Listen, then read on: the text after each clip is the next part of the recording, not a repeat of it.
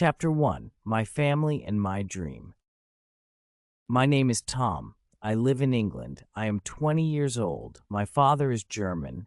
My mother is English. I have 2 brothers and 1 sister. We have a happy family. My father is a businessman. He works hard, and we have a good life. I go to a nice school, but I have a dream. I want to travel. I want to see the world. My father is a kind man. He wants me to stay safe, but he does not understand my dream. He thinks it is a bad idea. One day he called me to his room. He asks, "Why do you want to travel?" "It is dangerous. It is not easy. You can get hurt or die." I listen to him. I know he is right. Traveling is not safe, but I still want to go. I want to see new places. I want to meet new people. I talk to my mother. I tell her, "I really want to travel. Please talk to my father. Maybe he will let me go." My mother loves me, but she also thinks traveling is dangerous. She says, "Your home is safe. You don't need to go far."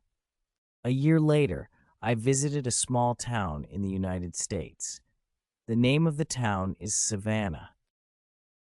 I met my friend there. His father has a boat. They are going to Charleston, South Carolina.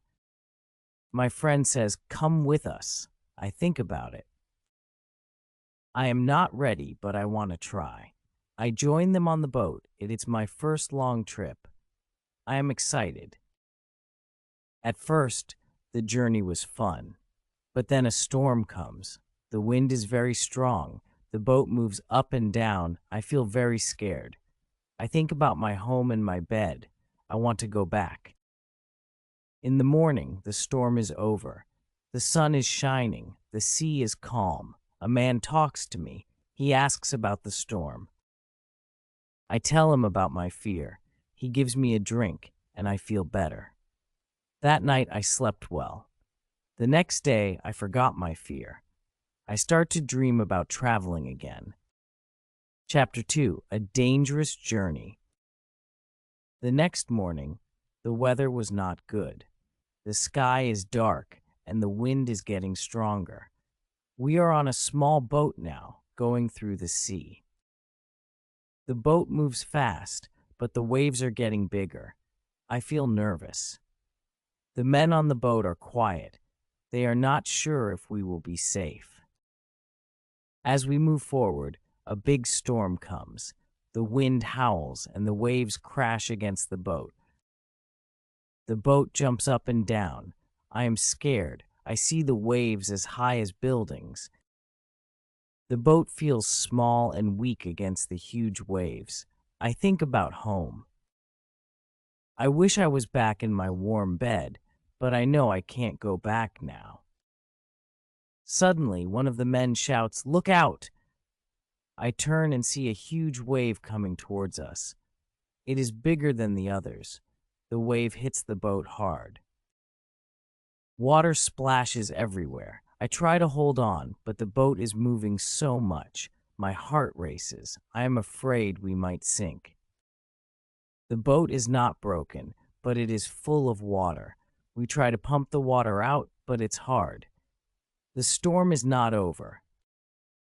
The waves keep coming. We can't stop the water from getting in. I feel hopeless. I think this might be the end. After a long time, the storm slowly fades. The wind is less strong and the waves become smaller, but the boat is still in danger. We are lost. We don't know where we are. We have no land in sight. Hours later, we see a small island. We head toward it, hoping for help. As we get closer, we see people on the beach. They wave at us. We are not alone anymore. The people help us get to the shore safely. They give us food and water. I feel so relieved. The island is beautiful, but I don't want to stay here long. I need to continue my journey. The people on the island tell us about a ship that can take us to a bigger city. I decided to take that ship and continue my adventure. Chapter 3: Survival on the Island. The first night on the island is cold and quiet. I sit near the fire, listening to the sounds of the jungle. The people who helped us have left. Now I am alone with a few other men from the boat. They are scared, but I know we need to stay strong. I tell them, we will survive. We just need to work together. The next day, we explored the island. The jungle is thick and the air is hot. We find fruits and fresh water, but we also see strange tracks in the mud. The tracks are big, too big to be from any animal I know. I feel uneasy, but I don't show my fear. I tell myself, I have faced storms. I can face this too. That night, the danger came. I am woken up by screams. Something has entered our camp. I grab a stick and run outside. In the darkness, I see a shadow, a huge creature with glowing eyes. It is fast and strong. One man is hurt, and the others are running. My heart is pounding, but I don't run. Instead, I shout, "Over here!" The creature turns toward me. I wave my stick, trying to look big and fearless. The creature roars and charges at me. I jump to the side and hit it with the stick. It growls, but doesn't stop. I realize that I can't fight it alone. "Everyone, grab something," I yell to the others. Slowly, the men come back, armed with sticks and rocks.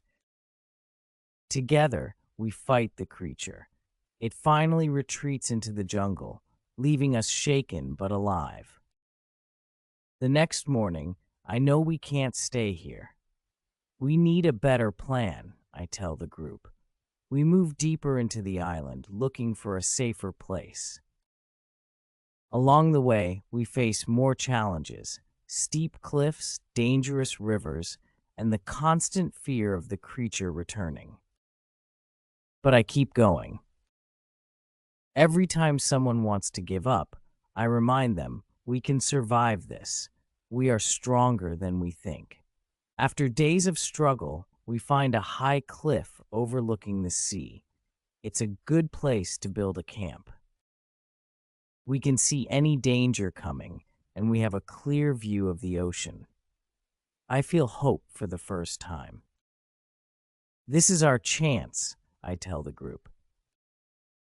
If a ship comes, we will see it from here. We work together to build a stronger shelter.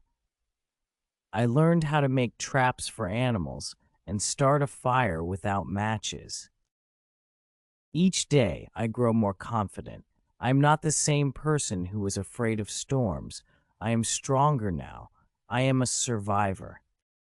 But every night, I still hear the creature in the jungle. I know it's watching us, waiting. Chapter 4: The Final Challenge. The jungle is quiet, but I feel something is wrong. The creature is still out there. It hasn't attacked us for 2 days, but I know it's watching. The others are nervous. "What if it comes back?" one man asks. "We'll be ready," I say. We start working on a plan. I lead the group. "We need a strong trap," I say. This time it must work. We gather wood, vines, and rocks. We build a bigger trap near the edge of the jungle. It takes all day, but we don't stop. The sun is setting when we finish. That night, the creature returns. Its roar shakes the ground. We stand together, holding sticks and stones. The creature moves closer. Its eyes are glowing, and its teeth shine in the firelight. "Stay calm," I tell the others. "Follow the plan." I step forward to get the creature's attention. I wave my arms and shout, "Over here!" The creature sees me and runs. My heart is beating fast, but I don't move. I lead it to the trap. When it steps on the weak ground, the trap collapses. The creature falls into a deep hole. We run to the edge of the trap and look down. The creature is angry and tries to climb out, but it can't. It roars and scratches the walls of the hole. "We did it," one man says. The others cheer, but I don't. I know this is not the end. The next morning, we explored more of the island. We need to find a way off. In the jungle, we discover something strange, an old shipwreck.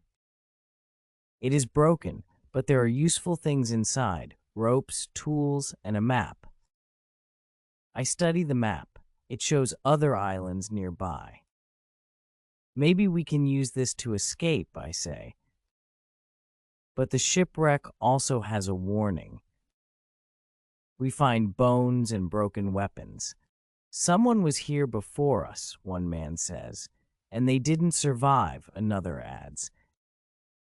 The group becomes scared again. What if we can't escape? What if we die here? I look at them and say, we are still alive because we work together. If we stay strong, we will find a way home. My words give them hope. As the sun sets, we return to our camp. The creature is still in the trap, but we know it won't stay there forever. I sit by the fire looking at the map. I think about the dangers ahead, but I also think about the journey. We are not finished yet. We will survive. Chapter 5: The Escape. The next morning, we woke up early. The creature is still in the trap, but it looks weaker. We know we don't have much time.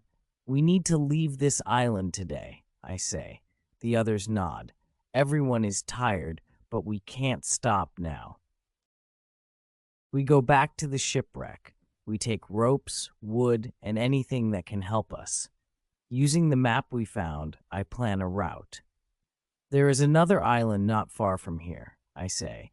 "If we can get there, maybe we can find help." We work hard to build a raft. We tie the wood together with vines and ropes. We make a small sail from old cloth we found in the shipwreck. It's not perfect, but it's our only chance.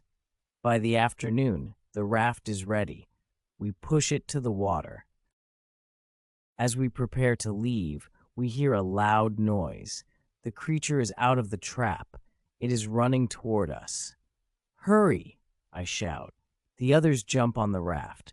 I grab a stick and stand in front of the creature. It stops for a moment, staring at me. My heart is racing. I don't know if I can stop it. I swing the stick and shout as loud as I can. The creature growls but doesn't move closer. I slowly step back to the raft. "Push off!" I yell. The raft moves into the water. The creature roars, but it can't follow us. The sea is calm as we sail away.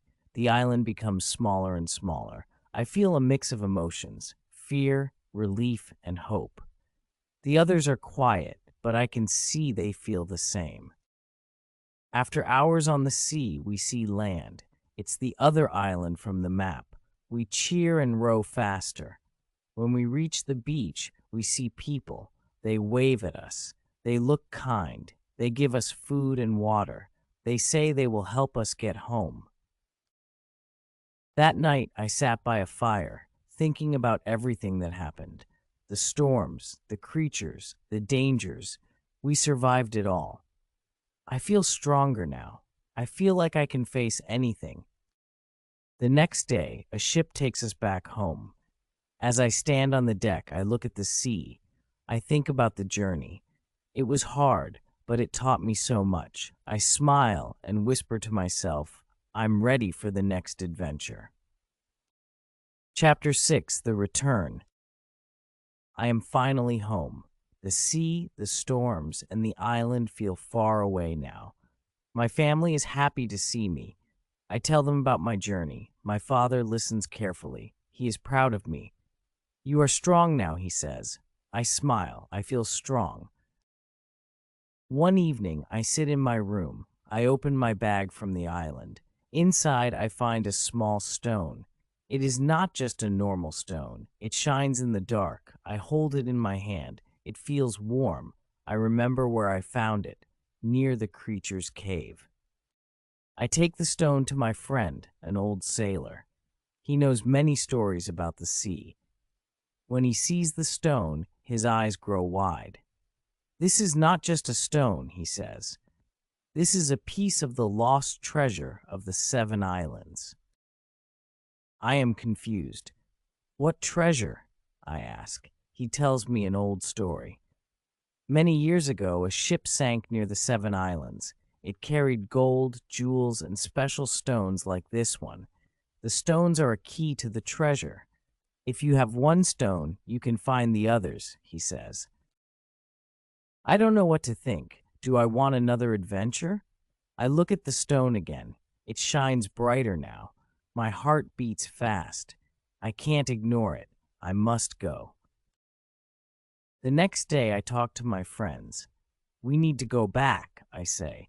"The journey is not over." They are surprised but excited. "We are with you," they say. We prepare a small ship. We take food, water, and tools. My father watches us. He doesn't stop me this time. "You know what you are doing now," he says. As the ship leaves the harbor, I hold the stone in my hand. The light from the stone shines over the water. It points to the horizon. I feel a mix of fear and excitement. A new journey begins.